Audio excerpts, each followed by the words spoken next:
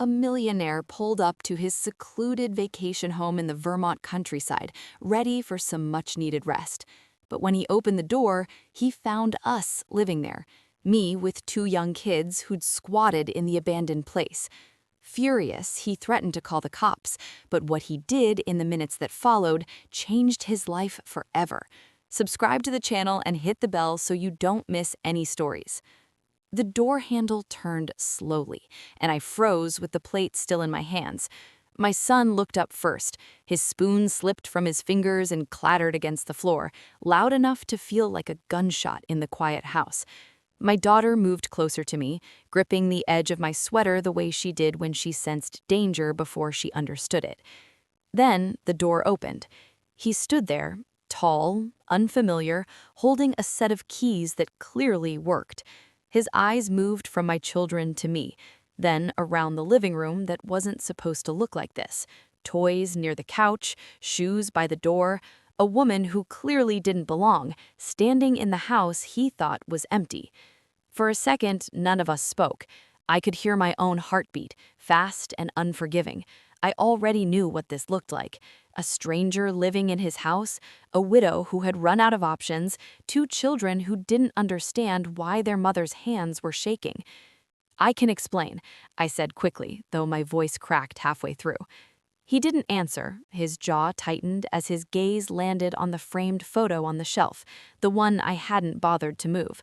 A picture of my late husband, smiling, unaware of how quickly life would collapse after him. That was when I realized how deep this situation was about to go. I had never planned to be here. 3 months earlier, I was signing hospital papers with hands that felt numb, listening to doctors explain things that no longer mattered. My husband was gone before I even understood what gone meant. Overnight, I became a widow with 2 small children and no safety net. The savings vanished under funeral costs and medical bills, friends offered sympathy, family offered silence, and the landlord offered an eviction notice. This house was supposed to be temporary, empty, forgotten. My husband had once helped manage it for a client who lived overseas, or so I'd been told. The door had been unlocked, the utilities were still on. I told myself we'd stay for a week, maybe 2, just long enough to figure something out. But weeks turned into months, and now the owner was standing right in front of me. "Who are you?" he finally asked, his voice low, controlled, but edged with something dangerous. I swallowed.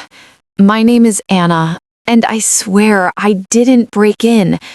His eyes narrowed, not in anger yet, but in disbelief. "Then why are you in my house?" I looked down at my children, then back at him.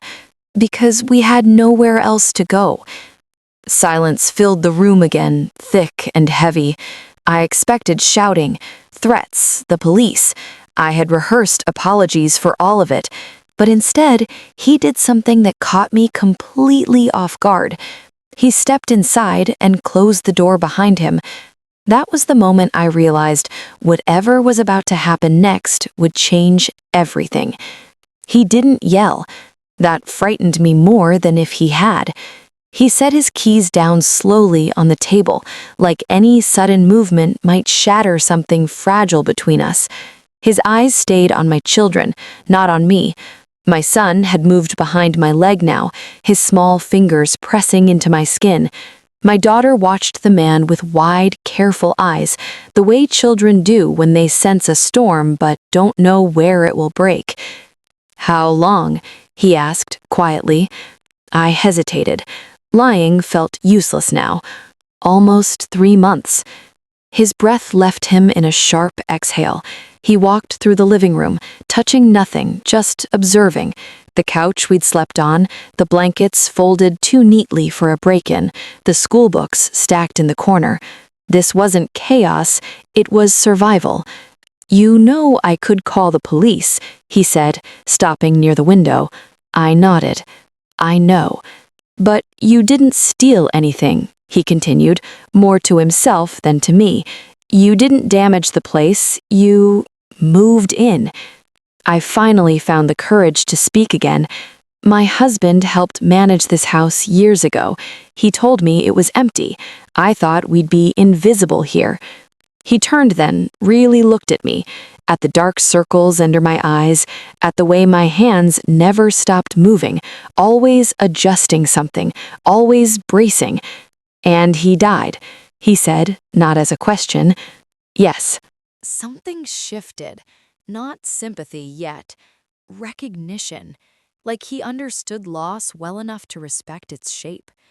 He pulled out his phone. My stomach dropped. This was it. I could already picture my children crying in the back of a police car, confused and afraid. I forced myself to stand still. Begging wouldn't help. But instead of dialing, he scrolled, showed me the screen. A photo of a man, younger, healthier, standing in front of this same house. My brother, he said. He bought this place. He died last year. I finally came to deal with it. Grief met grief in the space between us. He lowered the phone. I didn't know anyone was connected to this house anymore. I didn't know he was gone, I whispered. We stood there, two strangers bound by deaths neither of us had recovered from. I need time, he said finally. This isn't simple. I nodded again. Time was the one thing I didn't have, but it was the only thing he was offering. I'm not throwing you out today, he added, but we'll talk tomorrow. When he left that night, my knees gave out. I sat on the floor and pulled my children into my arms, shaking silently so they wouldn't hear fear in my breath. I didn't know if tomorrow meant hope or the end. That night, after they fell asleep, I cried harder than I had since the funeral. I didn't know it then, but tomorrow would be the day everything began to change. He came back the next morning just after sunrise. I knew it was him before the knock. There was a heaviness in the air, the kind that settles right before something irreversible happens. I smoothed my daughter's hair, told my son to finish his cereal, and opened the door with my heart already racing. He looked different in daylight, less intimidating, more tired. His eyes moved past me again, instinctively checking on the kids, as if he'd done it all his life. I didn't sleep, he said plainly. Neither did I. He stepped inside, closing the door behind him, and for a moment we just stood there. Then he surprised me again. Sit, he said, gesturing to the couch. All of you. I obeyed. He stayed standing, arms crossed, staring at the floor like he was organizing thoughts he didn't want to have. I went through the house last night. Old documents, photos, my brother's things. I waited. He was supposed to sell this place, he continued, but he never did. He kept it because it reminded him of something stable. His voice tightened on the last word. I talked to his lawyer, he said. Legally, I could remove you today. No questions asked. My son's hand found mine. I squeezed it gently, trying not to show what those words did to me. But, he added, my brother wouldn't have wanted that. I looked up, startled. He believed houses were meant to hold people, not memories. For the first time, I saw something soften behind his eyes. Not pity, something closer to understanding. I can't let you stay forever, he said carefully, but I won't put you on the street either. My breath caught. What does that mean? It means we do this properly. You stay temporarily, you help maintain the place, no rent for now, and we figure out a timeline together. I stared at him, afraid to move, afraid this was a trick my grief was playing on me. Why? I asked quietly. Why help us? He didn't answer right away. Then he said, because when my brother died, I wished someone had been there to catch what he left behind. That was the moment I realized this wasn't charity. It was unfinished grief looking for somewhere to land. I nodded, slowly, carefully. Thank you. He shook his head. Don't thank me yet. As he turned to leave, he paused at the door. And Anna? Yes? This house changes people, he said. It already has. When the door closed, my daughter looked up at me and whispered, Mama, are we safe now? I pulled her into my arms and kissed her hair. For today, I said. I didn't know then how deeply this house was about to entangle our lives, or how the kindness that started here would come with a cost none of us expected. The first few weeks passed in a strange, careful quiet. He didn't come often. When he did, it was brief, checking the plumbing, asking about utilities, leaving envelopes with grocery receipts inside. He never stayed long enough for conversation, and I learned not to ask questions that might break whatever fragile agreement we had. Still, his presence lingered. I found myself straightening the house more than usual, as if order could prove we deserved to stay. I kept the kids quieter, afraid laughter might sound like entitlement. Every night after they slept, I walked through the rooms, touching the walls lightly, reminding myself this safety was temporary. One afternoon, the boiler broke. I stood in the kitchen staring at the leaking pipe, panic rising fast. Cold water pooled on the floor, spreading like a warning. I called him before I could stop myself. He arrived within 20 minutes. No irritation, no accusations, just rolled up sleeves and quiet focus. My son watched him from the doorway with open curiosity, the way boys watch men who seem to know how to fix things. "You don't have to hover," he said without looking up. "I'm not," I replied, realizing I was. He fixed the pipe quickly, too quickly, like he'd done this before. When he stood, wiping his hands, he finally looked around, not inspecting this time, but noticing. "You've made it warm," he said, surprising me. I didn't know what to say to that. That evening, he stayed longer than usual, sat at the table while the kids did homework, corrected my son gently when he mixed up a math problem, laughed once, quietly, when my daughter told him a story that went nowhere but somehow felt important. And just like that, lines blurred. I hated myself for noticing how calm the house felt with him in it, for the way my shoulders dropped when he spoke, for the dangerous thought that crept in late at night. What if this is what stability feels like? Grief does strange things. It tricks you into mistaking safety for permanence. A month later, a letter arrived. Official, heavy, legal. I recognized his name on it before I opened it. The bank wanted the house assessed, sold. The inheritance process was moving faster than he'd expected. I read the words again and again, my hands shaking, my chest tightening in that familiar way. That night, when he came by, I handed him the letter without speaking. He read it slowly, too slowly. "They're forcing the sale," he said finally. "And us?" I asked, though I already knew. He didn't answer. That silence told me everything. For the first time since my husband died, I felt that same sharp drop, the moment right before life pulls the ground out from under you again. I started packing that night, not because he asked me to, but because hope had already taught me how much it hurts when it overstays its welcome. He found me in the hallway, surrounded by boxes I didn't remember owning. Clothes folded too carefully, toys wrapped like they were fragile memories, papers stacked in neat piles, as if organization could soften what was coming. I didn't look up when he spoke. I couldn't trust my face to behave. "You don't have to do this yet," he said. "Yes, I do," I replied. "I've learned not to wait for the door to be shut in my face." He stood there, watching me seal another box. "The sale isn't immediate." "It never is," I said quietly, "until it is." Something in my voice made him flinch. He stepped closer, lowering his tone. "I didn't want you to find out like this." I finally looked at him. "There's never a good way to lose your footing." Silence filled the hallway again, but it felt different now, tighter, loaded. He reached down and picked up a small toy car my son had dropped, turning it over in his hands absent-mindedly.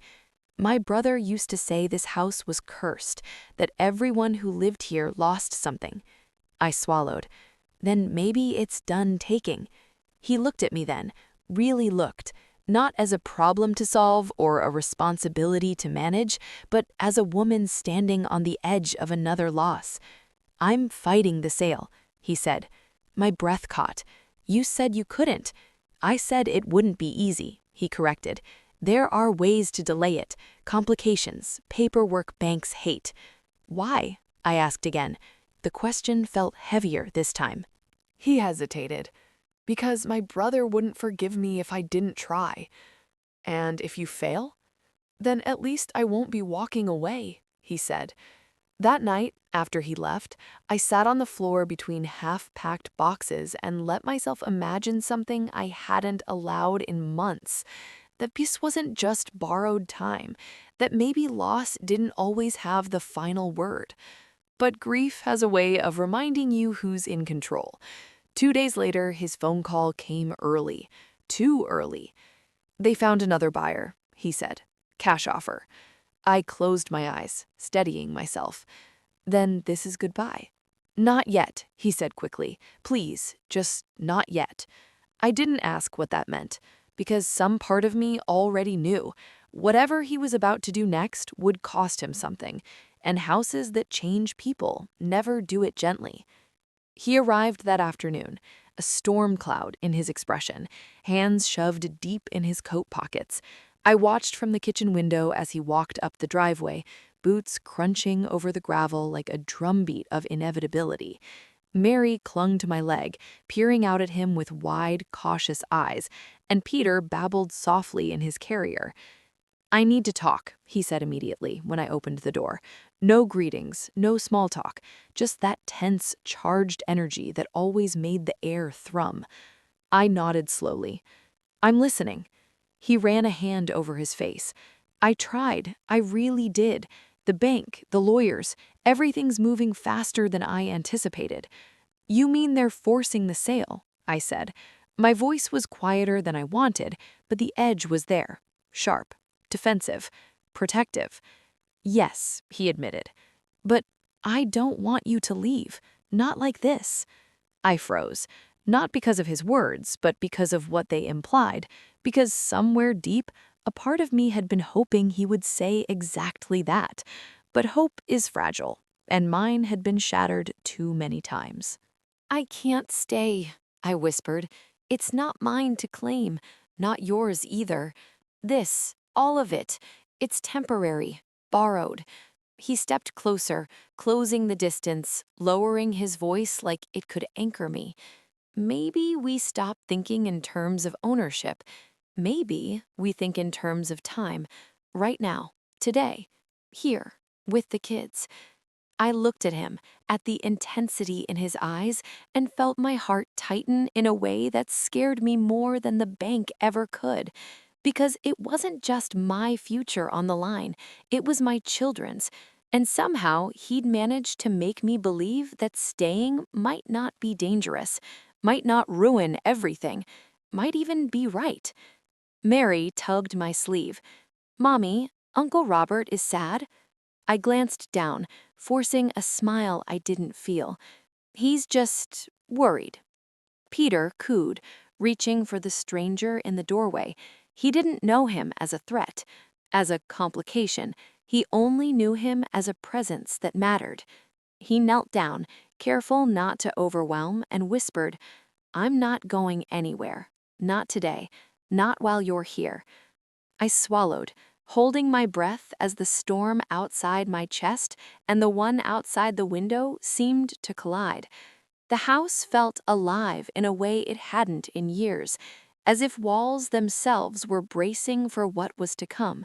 And for the first time, I didn't want to fight it, because some things are worth the risk, even if it means everything might change. The next morning, the house was quieter than usual.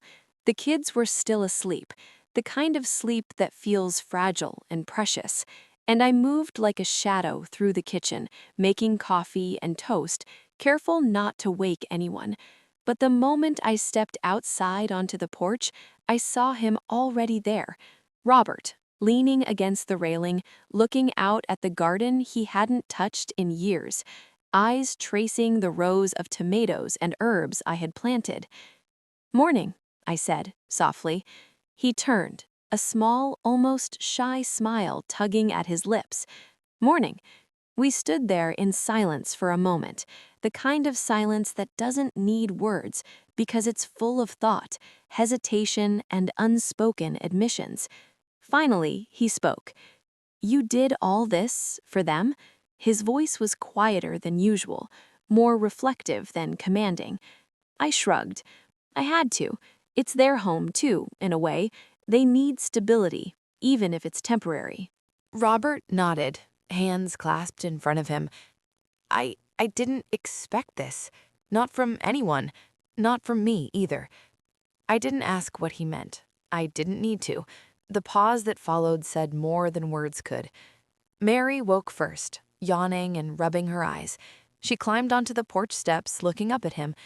"Uncle Robert," she whispered, as if testing the waters. He smiled warmly, crouching down. "Hey there, kiddo. Sleep well?" She nodded. Peter stirred, and soon I was carrying him into the sunlit porch, letting Robert hold him for a moment. Watching them together, I realized something I hadn't allowed myself to admit. He belonged here in some strange, undeniable way. You're not just visiting," I said cautiously. He shook his head. "No, not today. Not while you're here. Not while they need someone." The words hung in the air, heavy with possibility. Possibility I hadn't allowed myself to consider in months. Possibility that maybe, just maybe, life didn't have to be so lonely, so heavy, so uncertain. And then the mail arrived. A small stack of letters, notices, bills, and one thick envelope with my name on it. I tore it open. Inside, a note from the landlord. "Extension granted. Take your time. No rush. Family matters are important." I blinked. They gave us more time. Robert looked over my shoulder, eyes softening. "See? Things aren't always as rigid as they seem. Sometimes they bend for the right reasons." I smiled, a real smile this time, not the tired, forced one I'd been wearing for months. Maybe we don't have to leave just yet." He nodded, eyes meeting mine, steady and sure. Maybe we don't. The kids laughed in the distance, chasing each other through the garden. The sun was higher now, spilling golden light across the porch, the kitchen, the small chaos of life I had tried so hard to manage alone. And for the first time in years, I didn't feel alone. Because sometimes the right person shows up at the right time, even if you weren't expecting them, even if it changes everything. The days that followed were quiet but full of small, unspoken adjustments. Robert settled into the house in a way that surprised me. He didn't demand control, didn't issue orders or expect gratitude. He simply was there, helping Peter tie his shoes, laughing at Mary's silly jokes, fixing a leaky faucet I had ignored for months. One evening, I found him in the kitchen, humming softly while chopping vegetables. The kids were at the table, coloring, giggling about nothing important at all. It hit me. This scene, this ordinary, imperfect moment, was something I hadn't allowed myself to imagine. "You really are good with them," I said, leaning against the doorway. He glanced up, a small smirk tugging at his lips. "I could say the same about you. They seem comfortable, happy." "They deserve to be," I whispered, though the ache in my chest reminded me they deserved more than I could give alone. I just never thought anyone else would care enough to stay. He put down the knife and leaned back against the counter, hands in his pockets. "Sometimes it takes someone else to show you it's possible, even if it's terrifying at first." The first night we all had dinner together was awkward in the best way. Mary insisted Robert sit next to her. Peter refused to let go of his hand. I watched him adapt, not with pressure, but patience and gentle humor. By the time the plates were cleared, laughter echoed through the house like sunlight breaking through clouds. Later, when the kids were asleep, Robert and I sat on the porch, the night cool around us. "You know," he said slowly, "I didn't come back for this. I didn't come back expecting this." He gestured vaguely at the house, the garden, the quiet life we were building. I tilted my head, curious. "What did you expect?" "Nothing. I expected silence, emptiness, maybe a quick visit, then back to my life. But this, he paused, searching for words. This feels right, more right than I felt in a long time.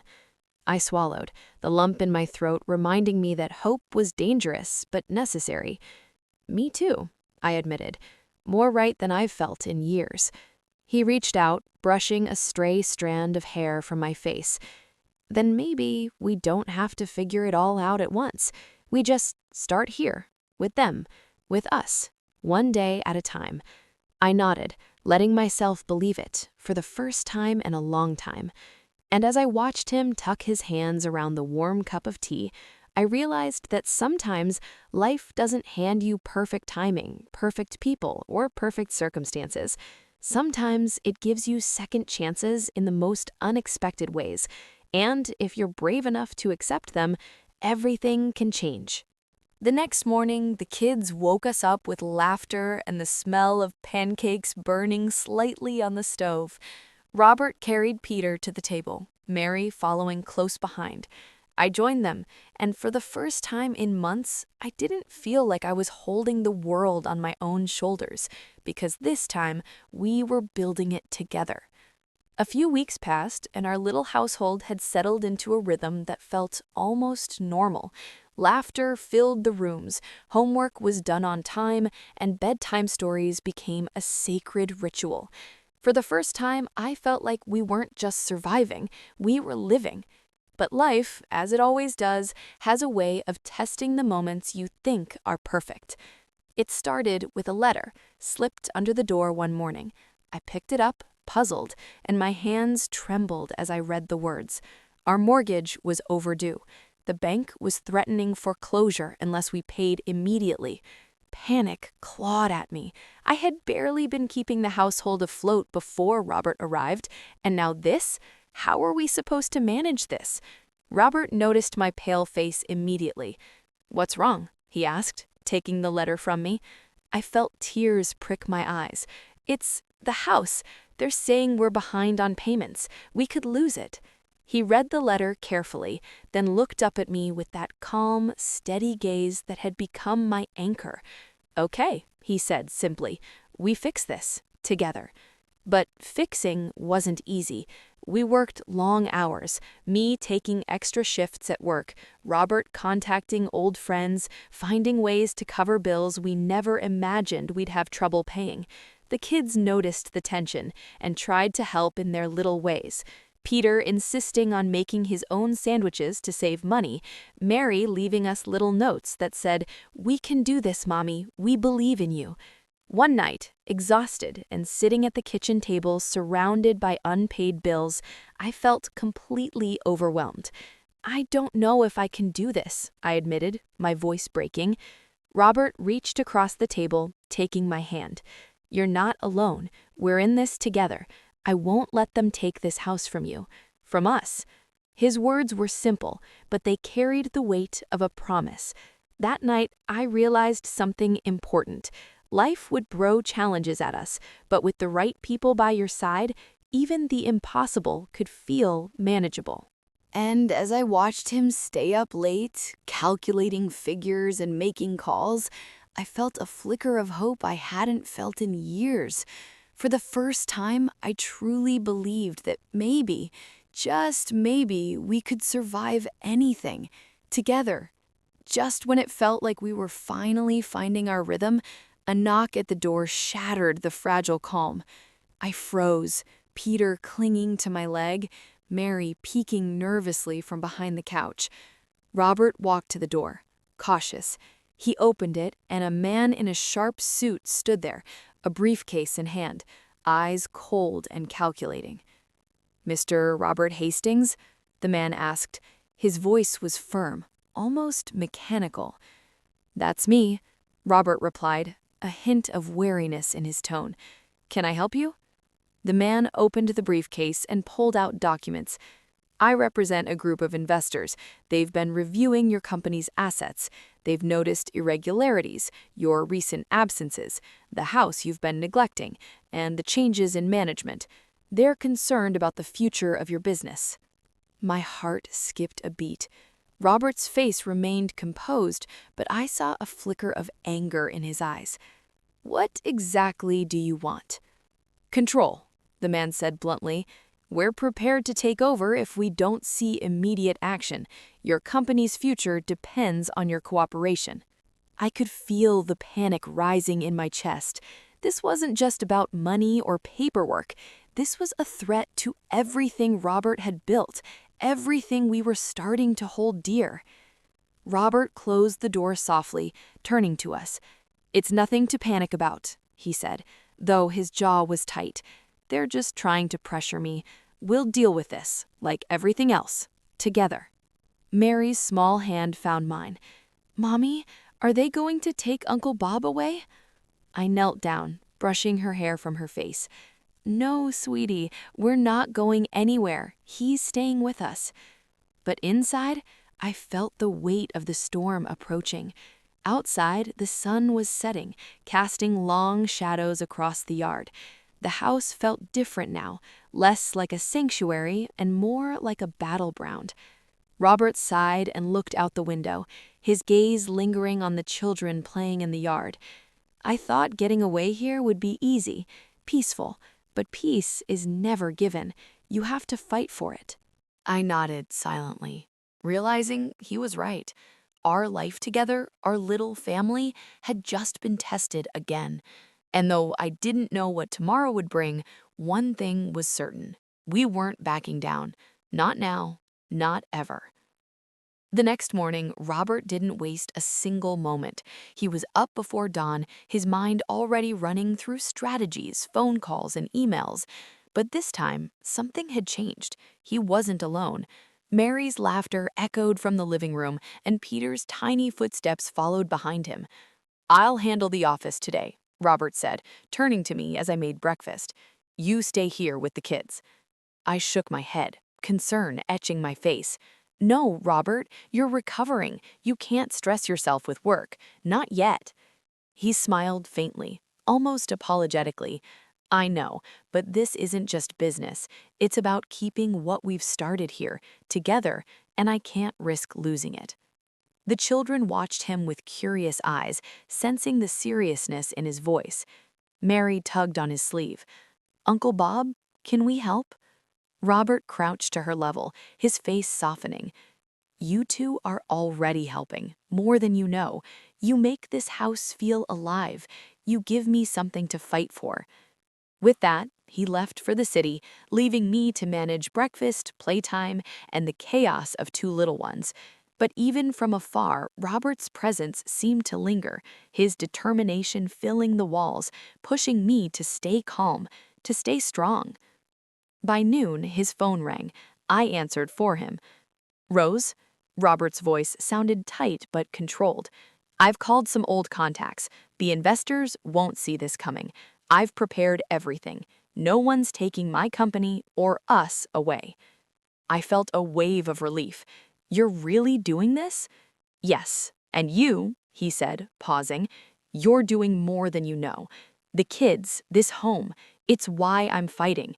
I don't just want the business, I want to protect this life, protect us." I could hear Peter babbling in the background, Mary giggling. Robert's resolve deepened. "I'm coming home tonight, and when I do, we'll celebrate, not just surviving, but thriving, together." As the sun dipped below the horizon, the sky painted in hues of orange and pink, I realized something profound. For the first time in years, Robert wasn't just a man running from stress, from responsibility.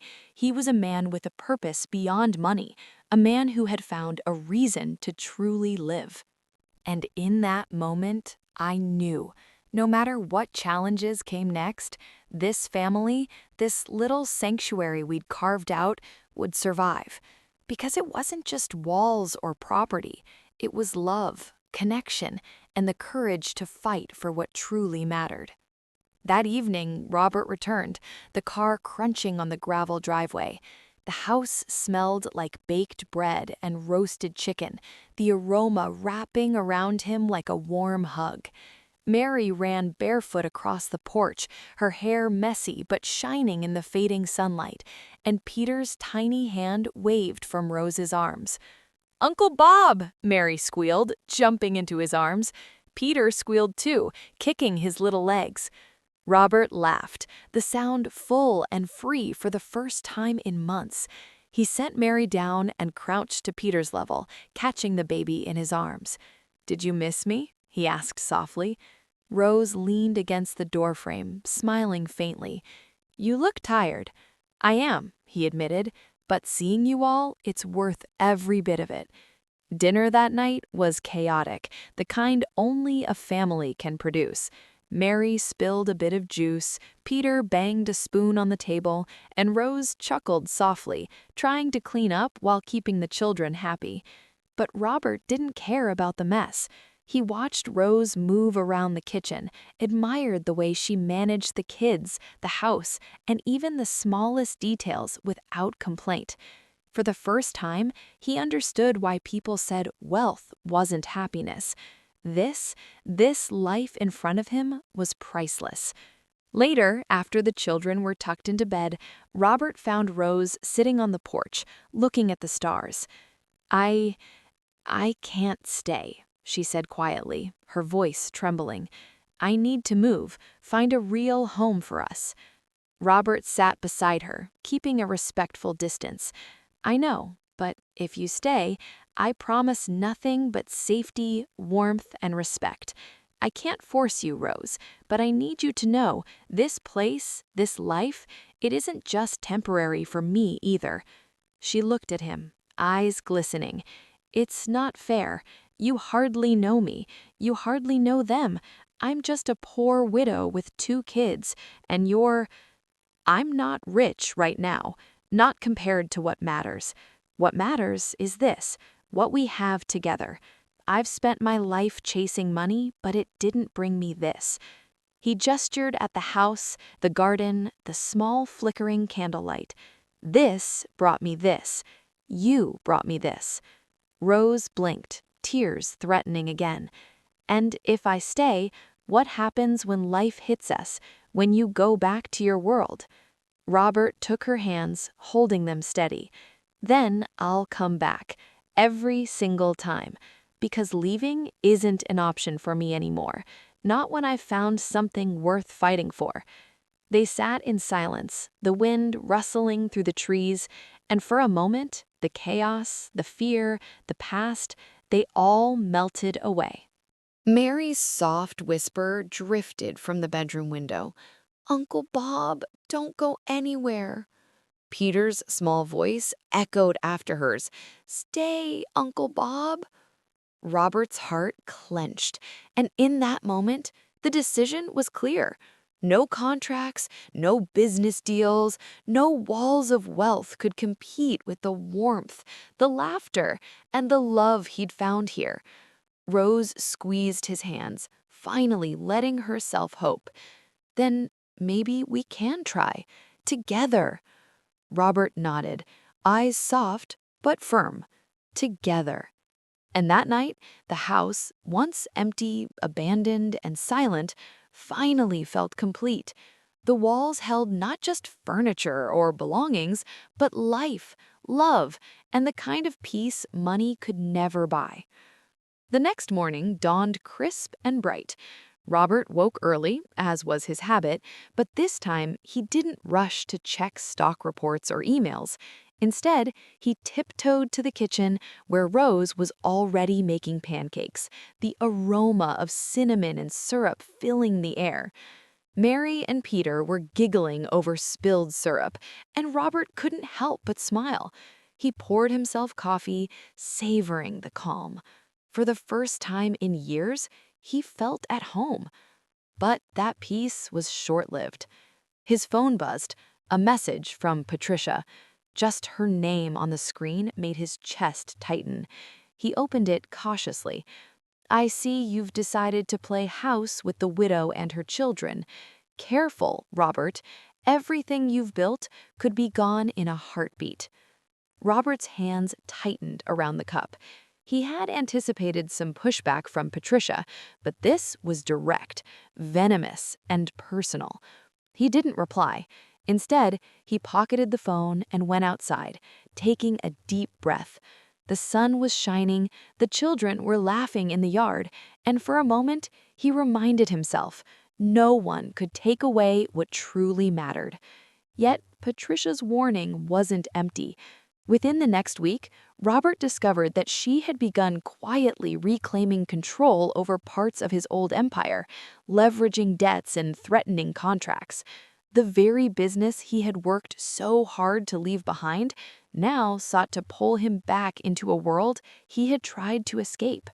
One evening, Rose noticed Robert staring at a letter, his jaw tight. "What's wrong?" she asked gently. He looked at her, his eyes full of conflict. "Patricia, she's trying to ruin everything I've worked for. She wants me back in her world. She wants to take this life away from us." Rose reached for his hand, holding it firmly. "Then let her try. We'll fight her together. This, what we have, it's stronger than her greed. She can't take our family from us." Robert looked at her, feeling a surge of determination he hadn't realized he still had. He knew the fight ahead would be messy, ruthless, and exhausting. But for Rose, for Mary, for Peter, he would face anything. The next days were a whirlwind. Robert confronted Patricia, refusing to bow to threats.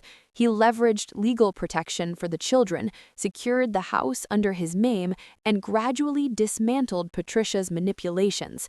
Through it all, he never left the home, never left Rose or the children's side. One night, after the final confrontation, Robert returned home, exhausted but victorious. Mary ran to him, Peter clapping his tiny hands, and Rose embraced him tightly. "You did it," she whispered. "No," Robert corrected gently, smiling through the fatigue. "We did it, together." For the first time, he realized something profound. Life's real battles weren't about wealth, power, or revenge. They were about protecting the people you love, fighting for them, and never letting fear dictate your choices. And as Robert looked at Rose and the children laughing under the soft glow of the living room lamp, he knew with certainty, no matter what storms came, this family, this love, would withstand anything. The following weeks settled into a rhythm that Robert had never experienced before. Mornings were filled with laughter and hurried breakfasts, afternoons with homework and playful scuffles, and evenings with Rose and him sharing quiet moments while the children slept. Yet, just when life felt almost perfect, a new threat emerged. Patricia, furious that her previous schemes had failed, decided to take a more desperate route. One evening, Robert received an envelope slipped under his door. No stamp, no return address, just his name, written in jagged, angry handwriting. Inside was a single photograph, Mary and Peter, holding hands, standing outside a mysterious house, their expressions fearful. A note scrawled on the back read, "They could be anywhere now, because of you." Robert's heart raced. He ran to the children, checking their room, their beds, their toys, everything untouched. Relief and anger collided in his chest. Patricia was trying to terrify him, to make him doubt the safety of his family. Rose placed a steady hand on his shoulder. "Robert, they're fine. Don't give her the power to scare you. We're together, and that's what matters." Her words, simple yet powerful, grounded him.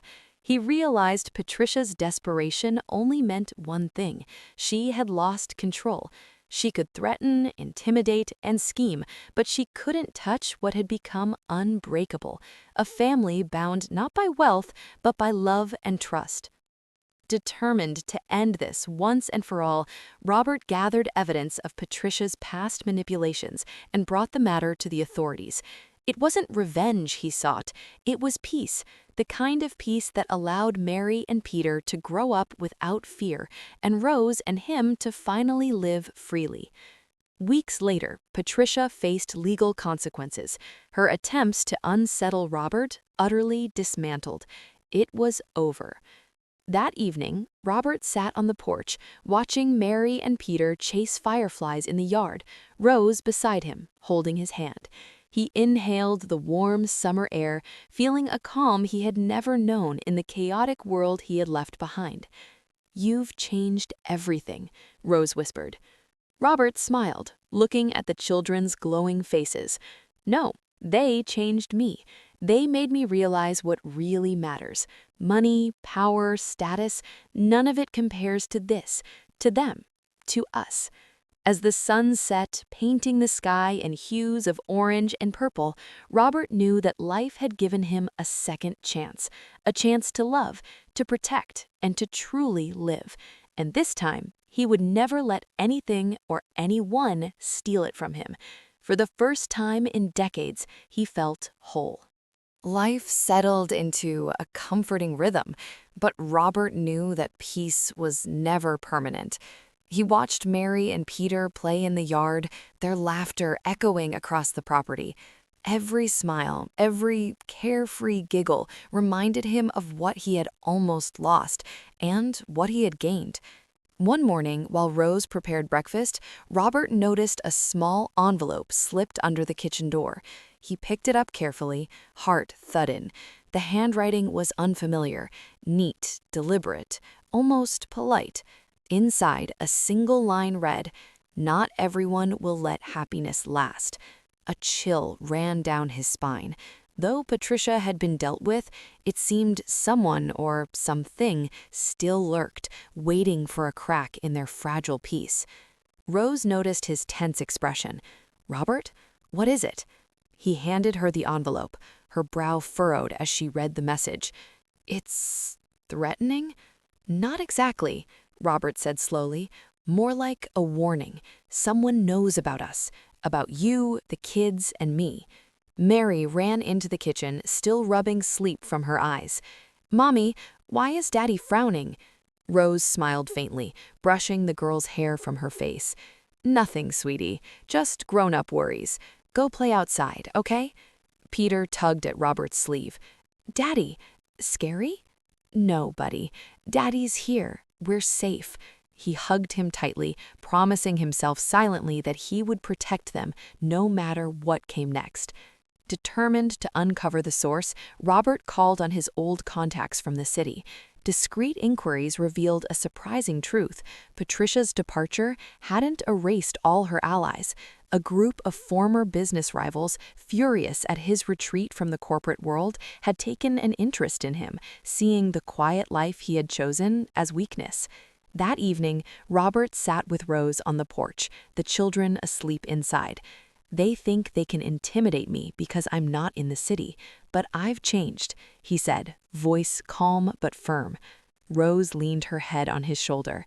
"And you'll protect us, like always." "Yes," he whispered. "This house, this family, no one touches it. Not now, not ever." A week later, an unexpected visitor appeared, a courier delivering a package with no return address. Inside were old letters, photographs, and a small box containing a key. The letters detailed a past connection Robert had long forgotten. His late wife had ties to a distant relative who once lived nearby. The key opened a small safe in the attic of the house, containing documents that could protect the family legally against anyone trying to exploit them. Robert's heart swelled. Fate, it seemed, had not only given him a second chance at life and love, but it also provided him the means to protect this fragile happiness. That night, he and Rose sat together in the living room, children asleep, lights dimmed. He held her hand and said softly, "Whatever comes next, we face it together, always." Rose squeezed his hand, her eyes glistening. "Always." Outside, the wind rustled through the trees, whispering secrets of the world beyond. But inside the house, a new story was being written, one of love, resilience, and a family that would not break. The next morning, Robert awoke to the sound of birds chirping and sunlight streaming through the curtains. For a moment, he allowed himself to believe everything was finally peaceful. But peace, he knew, was a fragile thing. Mary and Peter were already downstairs, chattering excitedly over breakfast. Rose moved with quiet efficiency, trying to mask the tension that Robert still carried from the mysterious letters and key. As Robert sipped his coffee, the doorbell rang unexpectedly. He frowned. Visitors were rare in their quiet home. He opened the door to find a young woman standing there, holding a small bundle of papers. "Mr. Carter?" she asked hesitantly. I think I'm here to help you." Robert studied her, suspicion sharp in his eyes. "Help me? With what?" She handed him the papers. "These are records, documents connected to the people trying to interfere in your life. They're complicated, but they prove your ownership and your family's protection. My name is Alina. I've been sent by someone who wants to make sure Patricia's old allies don't succeed." Rose stepped closer. "Robert, do you trust her?" He looked at Alina carefully. There was an air of sincerity, of urgency that Robert couldn't ignore. "For now, yes, but we proceed carefully." Days passed, and Alina worked closely with Robert, helping him secure the house legally and uncovering the extent of Patricia's former allies' plans. Each small victory brought a sense of relief, but also unearthed more questions. Who exactly had sent her? How much did they know about his family?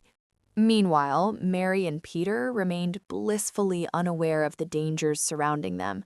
Their laughter and innocent antics reminded Robert of what he was fighting for. But their safety had become the center of every decision he made, and every shadow in the distance made him tense. One evening, as Robert returned from a late meeting with Alina, he noticed something unusual. A small, unfamiliar car parked near the edge of the property. His heart raced. Inside, Rose greeted him with concern. "I saw it too. Do you think it's them?" Robert shook his head. "I don't know yet, but we're ready. Whatever comes, we protect this family. No one hurts them. Not ever." That night, Robert stayed awake, listening to the soft snores of Mary and Peter. He realized how much he had changed, from a man driven by wealth and fear to one driven by love and protection. This family had saved him in ways he hadn't imagined, and now it was his turn to save them, no matter the cost. Outside, the night was calm, but Robert knew that danger could strike at any moment. The game had changed, and he was no longer a passive player.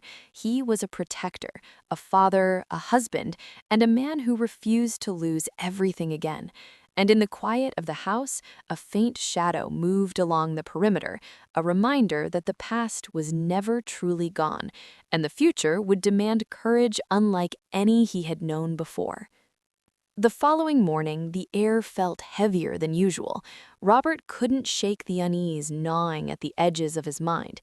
The unfamiliar car he had seen last night was gone, but its presence lingered in his thoughts like a warning. Alina arrived just after breakfast, carrying more documents. "Robert, I've traced the people who've been interfering with your family," she said, her voice tense.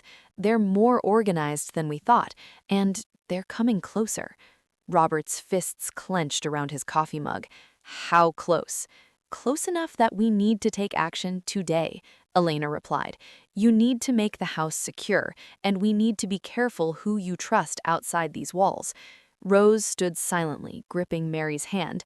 Peter sat on the floor, absorbed in his toy truck, blissfully unaware of the storm approaching. Robert looked at them, his family, and felt a surge of determination. No one, he swore to himself, would take them from him. By noon, Robert and Alina had installed security cameras, reinforced locks, and set up alarms. It wasn't just about protection, it was about sending a message. This family was not an easy target. If you're watching this and you believe small moments can change entire lives, take a second to like this video, subscribe to the channel, and comment your city below. You never know who might feel less alone because of it. As the sun dipped below the horizon, Robert heard a faint knock on the front door. His heart skipped. Rose tightened her grip on his arm. "Stay here," he whispered, quietly moving toward the door. Through the peephole, he saw a man, tall, dark-haired, with a calm but threatening demeanor. He raised his hand in what seemed like a casual wave. Robert opened the door just a crack. "Can I help you?" The man smiled faintly.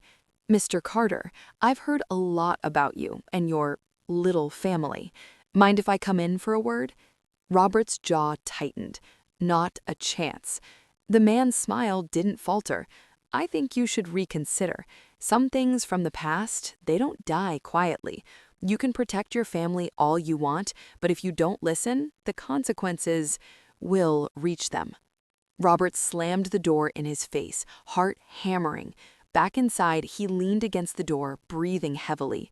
"Rose, lock everything. Keep the kids inside. Don't open the door for anyone." Rose nodded, eyes wide with fear. "Robert, what do we do?" He took a deep breath. "We fight smart. We stay together, and no matter what, we survive. They think they can scare us? They have no idea who they're dealing with." That night, as Robert patrolled the property, he realized that the past wasn't just shadows, it was a predator circling, waiting for the perfect moment. But this time, he wasn't defenseless. He had a plan, allies, and a family worth every risk. And deep down, he knew one thing for certain: anyone who dared threaten them would regret it. The night was unnervingly silent. The only sound was the soft whir of the security cameras and the occasional creak of the old house settling. Robert's eyes scanned every shadow, every corner, every window, hyper alert.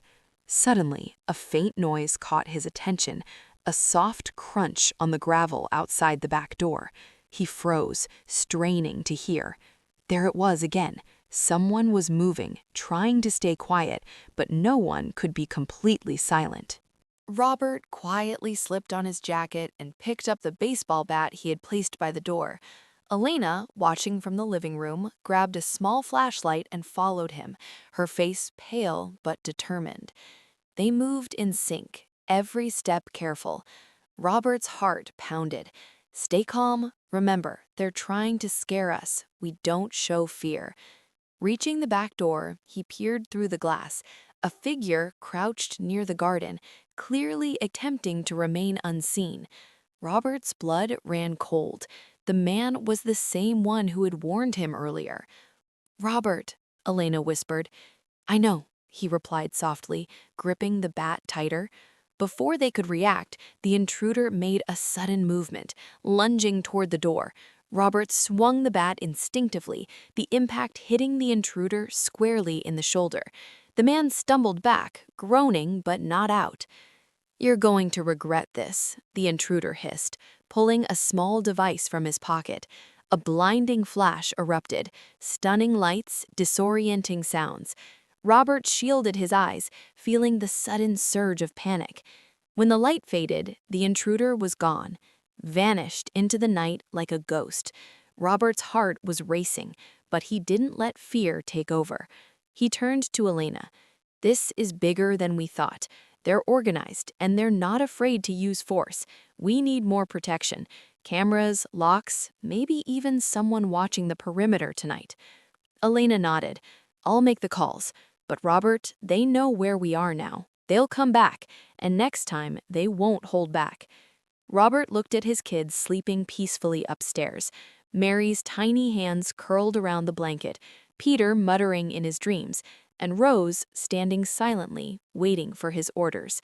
A surge of resolve washed over him. "Then we'll be ready. They think they can intimidate us. They think they can take what's mine. They're wrong. And next time, we won't just defend, we'll fight back." Outside, the night seemed calm again, but Robert knew the storm was only beginning. The next morning, the house was eerily quiet. Robert moved through the rooms with a purposeful energy, checking every lock, every window, every possible entrance. The night's intrusion had shaken him, but it had also lit a fire inside him, a determination to protect everything that mattered. Elena had already called a trusted security consultant in the city. By mid-morning, the man arrived, a tall, stern figure named Garrett with a calm yet commanding presence. He surveyed the property with sharp eyes, noting weaknesses, blind spots, and points of entry. "This isn't a random break-in," Garrett said after his inspection. "They know the layout. They know your routines. You've got 3 options: fortify, monitor, or confront. I suggest all 3. Robert nodded. "Do whatever it takes. I'm not leaving this house or my family vulnerable."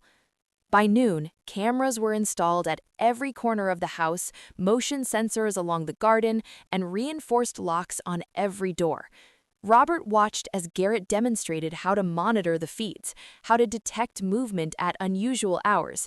He even trained Robert in self-defense, something he hadn't expected to do at 52, recovering from a heart attack. Meanwhile, Rose and the kids moved quietly around the house, helping with small tasks. Mary, curious as always, peeked at the cameras with wide eyes. "Uncle Bob, can we see the bad guys when they come?" Robert laughed softly. "If they come, we'll see them, but we'll be ready." Hours later, as the sun began to set behind the hills, the tension thickened. Robert sat on the porch watching the horizon when movement in the vegetable garden caught his eye. He froze, then relaxed. It was just Whiskers chasing a rabbit. But then a shadow shifted near the tree line and his heart skipped a beat. 2 men, masked, trying to stay hidden in the shadows. Garrett's voice came through the walkie-talkie. "They're back." Robert's hands tightened around the railing. "I know, and this time, we don't wait." He activated the motion lights. Bright beams cut through the dark, exposing the intruders. They stumbled, startled, trying to regain their composure. Robert's voice rang out. "You don't belong here. Leave or face the consequences." The men froze. Then, with a furious shout, they charged toward the house. Robert, Garrett, and Alina were ready. Security protocols engaged automatically. Doors locked, sirens blared, and cameras recorded every angle. The intruders realized they were trapped. Garrett and Robert confronted them at the gate, while Elena called the police. Cornered and outnumbered, the men had no choice but to surrender. Later, in the police station, Robert watched them being processed. A mix of relief and adrenaline coursed through him. For the first time in weeks, he could breathe. Returning home, he found Rose and the kids on the porch, huddled together, relieved and safe. Mary ran into his arms, Peter babbling beside them. "You did it, Uncle Bob!" Mary exclaimed. Robert hugged them tightly. "We did it, together." Rose stepped forward, eyes shining. "Thank you for protecting us, for believing in us, for fighting for us." Robert looked at her, a smile tugging at his lips. "No, thank you. You brought life back into this house, and into me." The sun set over the Vermont hills, casting a warm glow on the house. Robert knew challenges weren't over, but for the first time, he felt something he hadn't felt in years: belonging, purpose, and a family to fight for. The following morning, the air in the house felt lighter, almost like it had been cleansed by the events of the previous night. Robert walked through the living room, watching Rose and the kids play a quiet game of board cards on the floor. The laughter was soft, but it carried an unmistakable sense of warmth he hadn't felt in years. He sat beside Rose, hesitating for a moment. I need to ask you something," he said, his voice gentle. She looked up, curious. "You've been through a lot, Robert. So have we," Rose replied softly. "But what is it?" He took a deep breath. "I don't just want to protect you, or the kids. I want you to be a part of my life. I want us, all of us, to be a family." Rose's eyes widened, emotion flooding her face. She reached for his hand, squeezing it tightly. "Robert, I've hoped you'd say that. I've dreamed of a life where we're all safe, happy, and together. I want that too." Mary and Peter, overhearing, ran into the room, wrapping themselves around Robert and Rose. "A real family," Mary shouted, her voice full of excitement. For the first time, Robert allowed himself to smile freely, a weight lifting from his chest. He looked around the room, the kids, Rose, the house he'd almost lost, and realized that this was more than protection or wealth. This was love, connection, and the kind of family that healed old wounds. Over the next weeks, life slowly returned to normal, but with a new rhythm. Robert involved himself in the kids' school life, helping with homework and reading bedtime stories. Rose managed the household with quiet grace, and together they built a routine that made the house feel alive again. One evening, as they all sat on the porch watching the stars, Robert reflected on the journey. From the day he had returned to an empty house, to discovering Rose and her children, to the intruders who had threatened their safety, every challenge had led to this moment. Rose leaned her head on his shoulder. "You know, this house finally feels like home," she whispered. Robert kissed her forehead gently. "Not just the house, us. We are home." And as the Vermont night wrapped around them, Robert knew that the impossible twists of fate had brought him something far more valuable than wealth, a family, love, and the kind of happiness that no threat, no past mistake could ever take away.